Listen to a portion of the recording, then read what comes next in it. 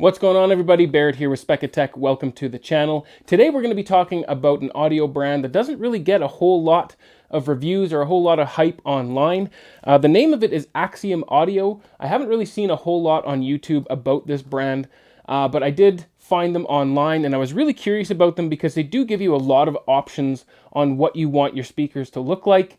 And they do seem to be well designed, but whether or not that translates into a good sounding speaker, that we're going to find out. But today we're going to be unboxing the Axiom Audio M5HP bookshelf speaker. Hey guys, Future Editing Barrett here. You're going to have to excuse me in this video. For some reason I got it in my head that this speaker was called an MP5. I must have had guns on the mind or something. But anyway, it is an M5HP.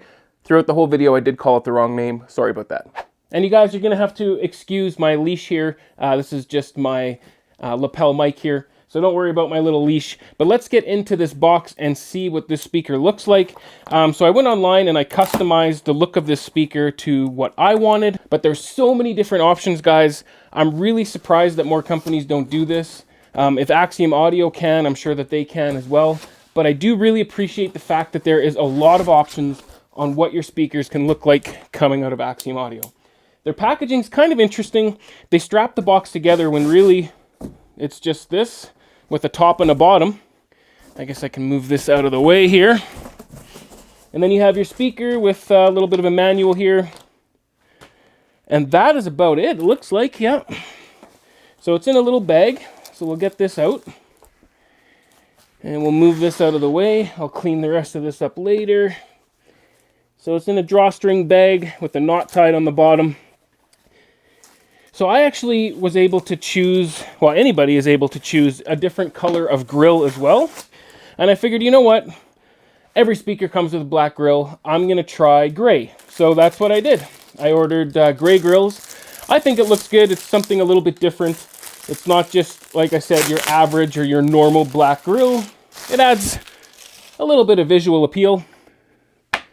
So there's the gray grill, but they did actually send me black grills with it as well, thinking that I might prefer that. But looking at the finish, as you can tell, it's a 3-driver unit, so mid-range, tweeter, and woofer for bass. The finish is really nice. The veneer looks very well done. There's no seams that I can see, really. Stain is very even. They did a really good job with the finish. On the back, you have some pretty standard binding posts with some plastic nuts on them. Pretty standard. And then this weird shaped port, which is supposed to help with port noise. But there you have it, guys. This is the Axiom MP5 bookshelf speaker. Now that we've unboxed it, let's talk more about it. All right, so now that we have the Axiom Audio MP5s unboxed, let's talk about price and talk about specs real quick before we get into my first impressions on the build quality and aesthetic as well as the sound of the speaker. Before we do that though, make sure you subscribe, tick the bell icon if you do, and please take just one short second to hit that like button. I honestly do appreciate it. I do have a lot of good videos coming up. As you can see, I have some bookshelf speakers behind me, and I do have more coming. So I'm going to be doing a review on each of them and then comparing them to each other. And then I plan on doing a video of all, I believe it's going to be 6 pairs in the end. So all 6 pairs, I will compare them to each other and pick which one I prefer the best. So if you want to see that, make sure you subscribe. All right, so when it comes to the price and the specs, I'm just going to pull it up on my phone here. It makes it a little bit easier than memorizing it all. So when it comes to price, this is going to be in Canadian dollars, but it's $1,583 because this is a Canadian company. I'll post what it is in US right here once I have a calculator figured out. All right, so when it comes to specs, this is a 3-way design. It has an RMS amp wattage of 300 watts with a peak of 1200 watts. I don't know if I'd want to feed this speaker 1200 watts for my first impressions, but who knows? It is just my first impressions. Minimum watts is 10 watts. And it has a frequency response of plus minus 3 dB of 45 hertz to 20 kilohertz. So pretty standard there for a bookshelf speaker, although it does go a little bit lower than some of your average speakers. But with listening, well, we'll get into that into a little bit here. The impedance, it does claim to be an 8 ohm speaker. And when it comes to the sensitivity, you have 91 dB at 1 watt and 1 meter. That's the in-room rating. I do like how they list both here. So in an anechoic chamber, 1 watt at 1 meter is 87 dB.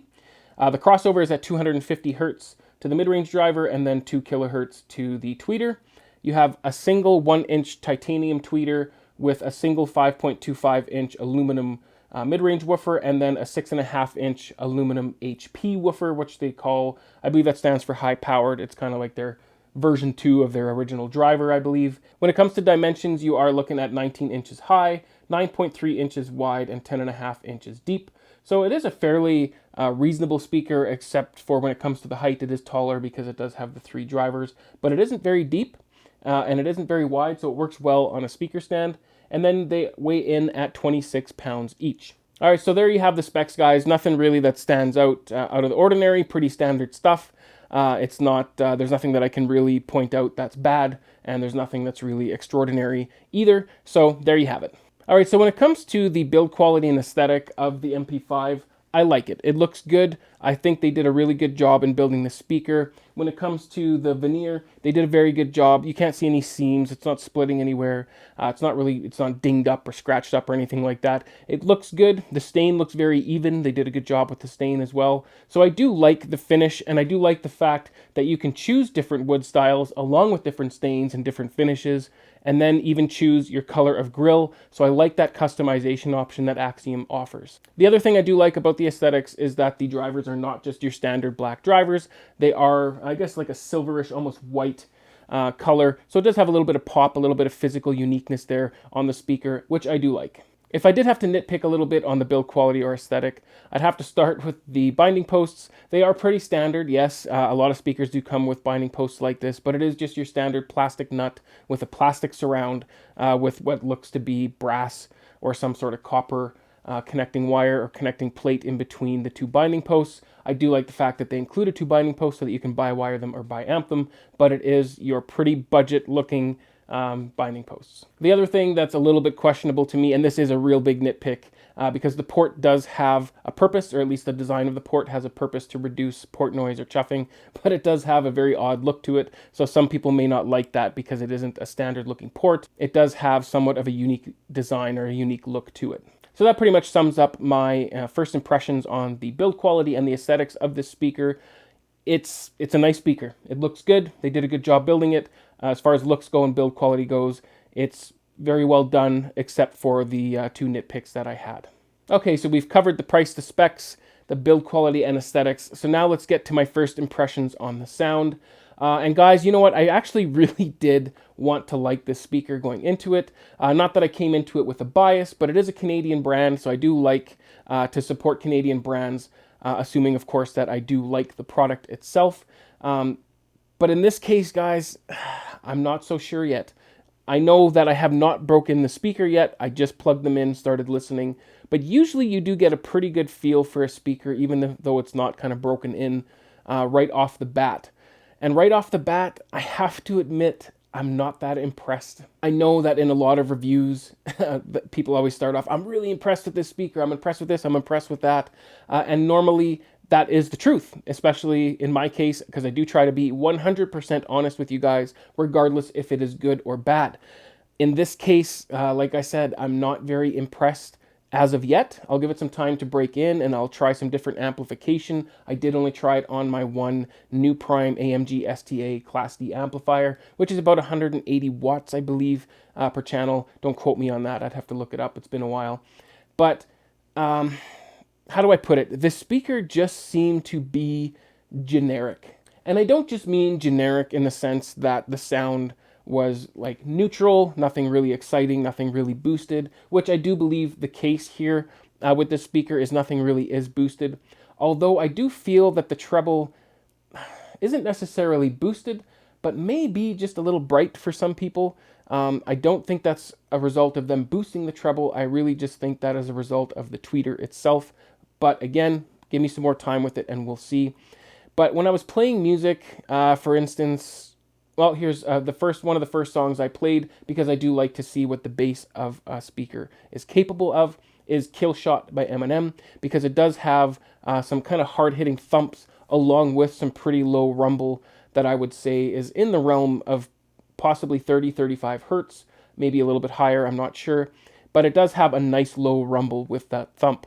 And when listening to this speaker, the bass is there, like the driver's moving, but it's not as audible as you would like it to be. It's not like For instance, like the Polk R200 here during that song, the bass is there, it's present, it has a little bit of authority to it for a bookshelf speaker. With the MP5, it wasn't really there. Like I said, maybe it's not broken in yet, maybe that driver just needs a little bit of time, but my initial impression, not the greatest. The bass is there, it's like I said, it's capable apparently down to 45 hertz, but it didn't translate to my ears very well. And again, the treble, like I said, just a little bit on the bright side. Okay, so now my first impressions on mid-range. Mid-range is there. It seems to be decent at this point in time anyway. It didn't blow me away. It wasn't like, oh, okay, there's what this speaker does really well. It's just there. I don't know how else to put it. I wanted to be excited for this speaker. I liked the look of it. When I was looking online, I was like, okay, this speaker looks good. I really hope that it has some great sound to it. It's Canadian, so what better brand to promote?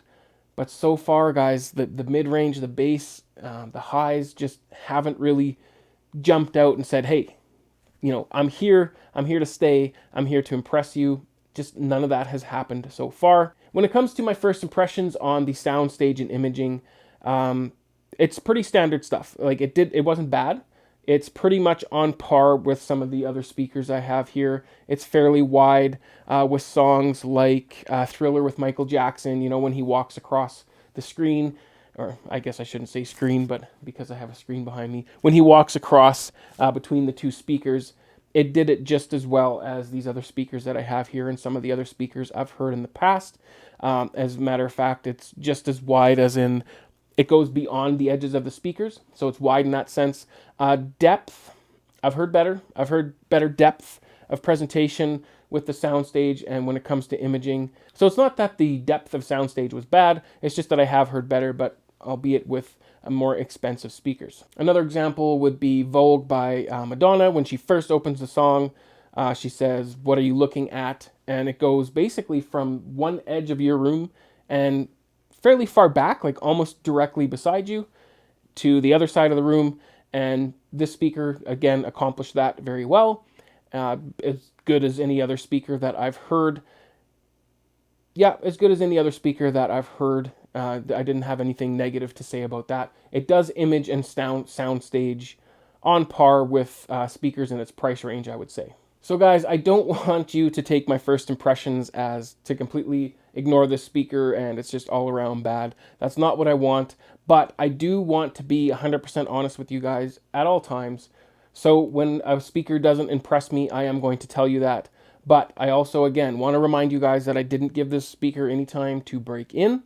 So maybe after some time or after some different amplification, my opinion of it may change. There may be something that it does do really well with better amplification or different amplification. The new Prime amp is actually quite good, but maybe with different amplification, it will kind of come to its own and impress me in one way or another. So if you guys do want to see the full review of the Axiom Audio MP5 or a full review of the Polk R200 or the Focal or Focal, however you want to pronounce it, Aria 906, make sure you subscribe, tick the bell icon if you do, and please take just one old second to hit that like button. I truly do appreciate it. Remember to enjoy your systems. I'll see you on the next one. Cheers.